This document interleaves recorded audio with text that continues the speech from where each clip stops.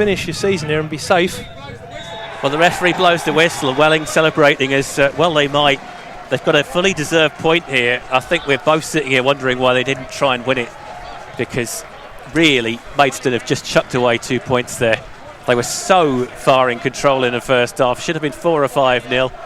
And as it is, they didn't capitalise. It so often happens.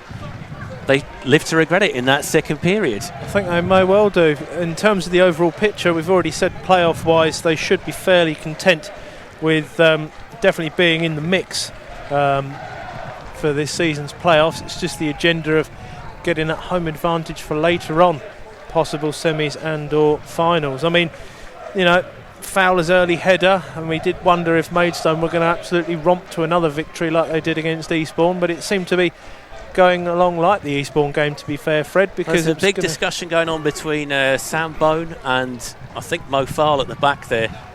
They're unhappy about something. Might well have been trying to get out from that corner right at the end, and why Bone decided to turn the way he did. He should have turned infield to try and get it back to Coverland to clear it upfield potentially. That might well be I think the issue. I think he would argue he was given a hospital ball.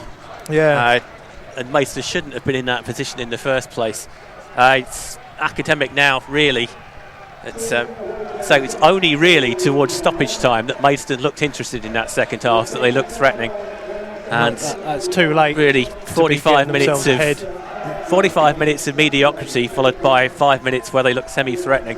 But I just, again, from what we were saying, Welling was so far out of that game, and right at the very end of that, it's something about the mentality. They could easily have snatched that, but they were playing for corners, they were playing for time, and they were happy with the point. They're clearly happy with the point now. But I think, Fred, that's what Stringer has brought to this side. It's only 2 defeats in 15 they've got now. They were 9 below the dotted line before he came in.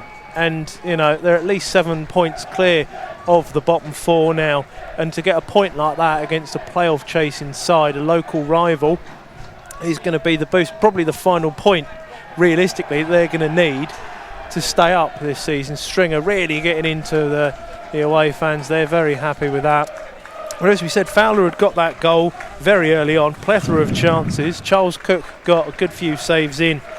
Ellel came off, and that seemingly was the moment, potentially, that things started to turn for Welling. They were able to be a bit more upwardly mobile, forward mobile in terms of their play, Welling, and able to get into the game a bit more. They, you know, certainly weathered the storm that was the rest of the first half, less aggressive of a storm as it was once Ellel had gone off. Come very balanced. The second half, Welling easily the better side. Munn's long range deflected equaliser, that's what's cost Maidstone the 2 points, literally, on well, this let's occasion. wrap it up, because you can pick the bones out of this as much as we like, but it's not going to change the result, and frankly I'm too depressed to care at the moment. So on behalf of myself, Fred Atkins, and my co-commentator and producer Sean Skerr, just hope it's a bad afternoon at the office, bad 45 minutes at the office, and we'll see you at Truro. Taunton. It's one of them. Taunton. It's one of the tees Wednesday. out west. Cheers.